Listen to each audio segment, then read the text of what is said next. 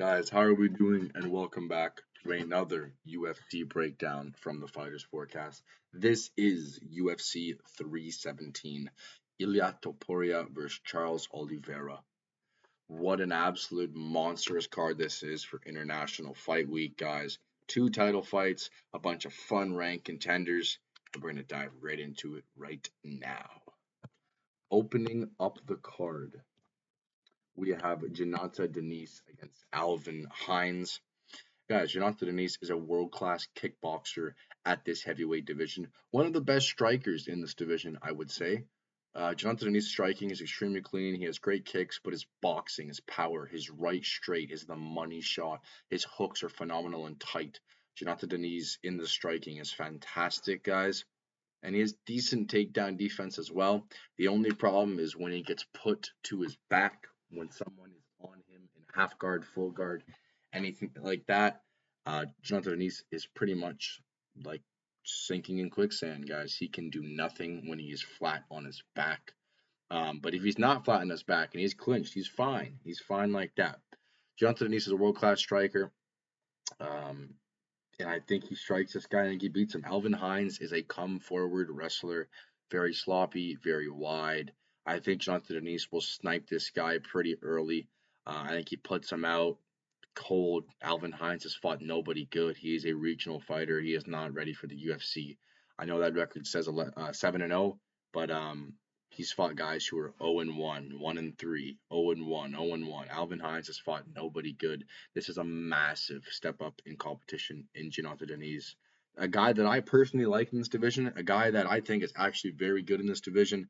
He had Marcin Tybura on skates when he fought him until he finally got taken down. He was flat on his back and he was done. But Alvin Hines, in my opinion, is too slow and too sloppy to get into Jonathan Denise's hips. He's not going to be able to force this guy to the ground. And I think he gets sniped coming in a little bit later in that first round when he gets a bit tired. Jonathan Denise is the pick, and I think he KOs him. Next fight, we got Nico Price against Jacoby Smith. Jacoby Smith will KO this guy. If Robbie Lawler can KO you from a baby uppercut, Jacoby Smith has tons of power, great wrestling. This guy can KO him standing, or it can be ground and pound. Nico Price is too old. Give me the hype train, Jacoby Smith. Next fight, we got Terrence McKinney against Vyacheslav Borshev. Terrence McKinney is a world beater in the first round, a very good fighter in that first round. But once it comes out of that first round, his cardio goes to shit. Terrence McKinney is a very good fighter in that first round.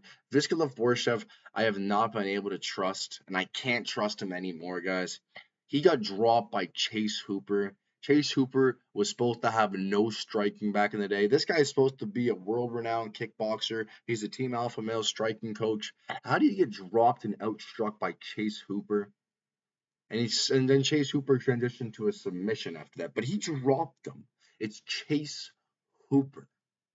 I want to emphasize that because Chase Hooper is not known for striking. He is a jiu-jitsu nerd. Maybe now, in today's day and age, Chase Hooper is a very legitimate contender in that lightweight division. But back in the day, he was not supposed to drop Vyacheslav Borshev. I thought Vyacheslav Borshev could outstrike the guy and have decent enough takedown defense to stall him. Didn't happen. Chase Hooper dropped him and subbed him. Terrence McKinney, I think he gets his job done in round one. Give me him. I think he lands a big shot, really stumbles Borshev, and he gets a nice TKO victory for Terrence McKinney. Next fight, we have Trish Cortez versus Vivian Araujo. I do not bet on women's fights. I do not advise you to bet on women's fights, but we're going to take the hotter one in this fight. That kind of goes against the grain here, but we're taking the hotter one on Trish Cortez just in case she sees this video. Hit my line. I'm open for you. Anyways, we got a banger fight here. We have Hyder Emil versus Jose Delgado. What a fight this is going to be, guys. Hyder Emil is more known for the UFC. Hyder Emil can go the distance, can get subs, can get TKOs. Very fun fighter to watch. I picked against him one time, against William Gomez, I think, and he KO'd him. Very fun fighter to watch. Do not doubt Hyder Emil. I think he's fantastic everywhere the fight goes. We have Jose Miguel Delgado. Jose Miguel Delgado is a very good fighter. All finishes for his 9 wins.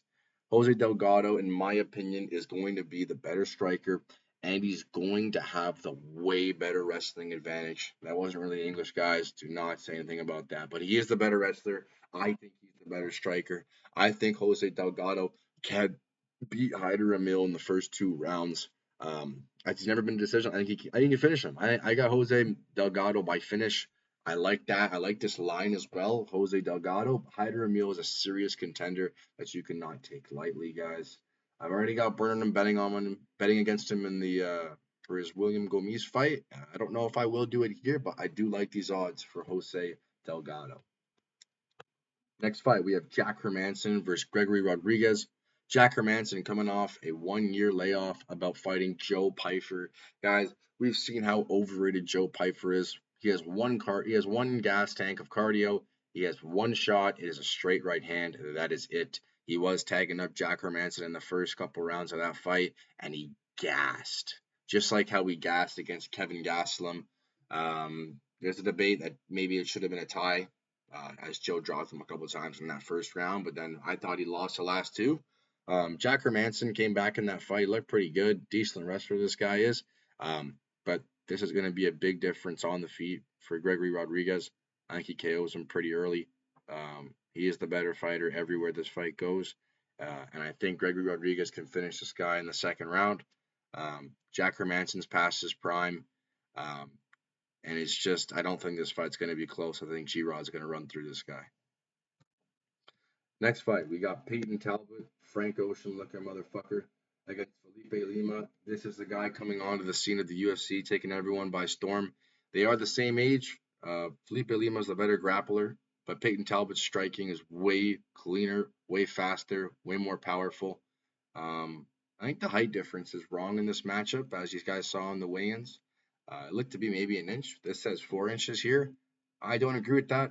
I think Felipe Lima can take this guy down and kind of blanket him just like Raoni Barcelos did a couple months ago. Now, I wouldn't be surprised if Peyton Talbot comes in here and knocks him out. I think it's going to be a fantastic fight, but I think Lima can wet blanket this guy and get him down to the ground. Next fight, we got Beneil Dariush against Renato Moicano. So, okay, good.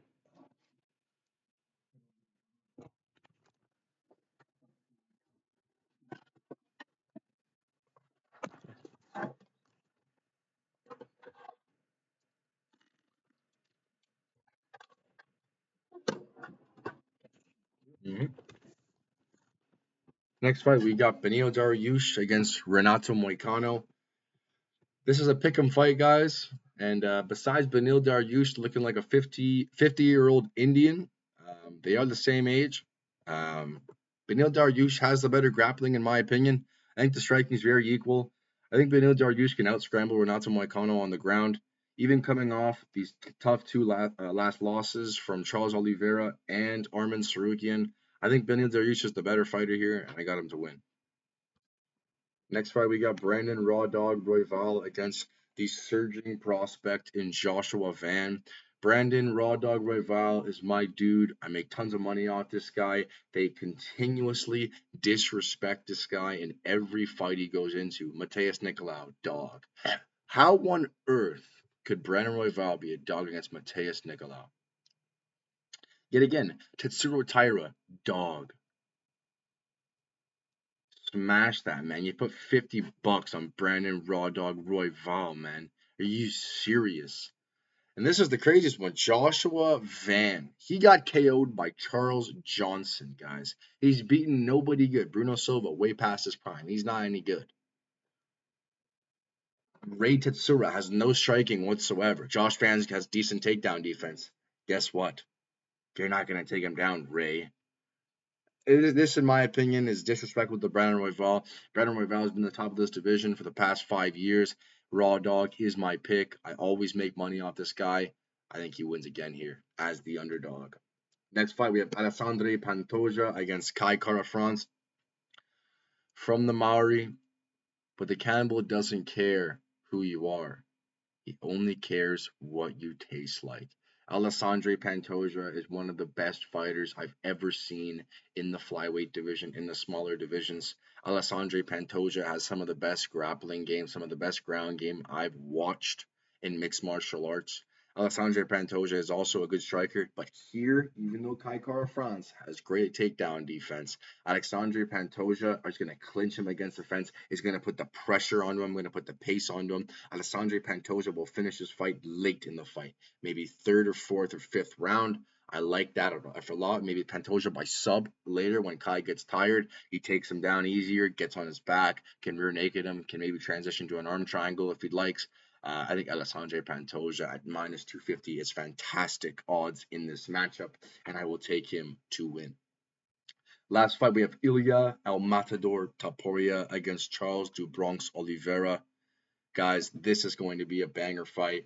I think this is going to be more competitive than people think. I really, really do. Ilia Taporia says first round KO. I don't see it that way. I think Charles Oliveira is going to stay at range. He's going to stay in kicking range where he can kick. And if Ilia Taporia catches his kick, it doesn't matter. Come to the ground, Ilia. Let's go. I'd rather fight you on the ground than standing up and get knocked down to the ground. If you want to catch my kick after I'm throwing at your calf, your thigh, your body, your head, I'm going to throw kicks. That's what the game plan should be for Charles Oliveira. And if he does that, I think he has success early in the fight. He'll make Ilia actually engage in the wrestling against the fence, and Charles can try and work from there. I think Ilia Taporia will win this fight, guys, but it is closer than you think. Minus 450, I don't know. I mean, it is Ilia Taporia. No one's ever solved the puzzle yet. But Charles Oliveira can definitely do that, guys. This is not first round KO. Please do not bet that. This is going to be maybe third round. Ilia Taporia is my pick. I'm not confident in that though, and I think Charles Oliveira will put up a great fight in this matchup. Guys, thanks for watching. Thanks for listening. Hope it made you some money, and I hope you guys have a good betting weekend of UFC. I know.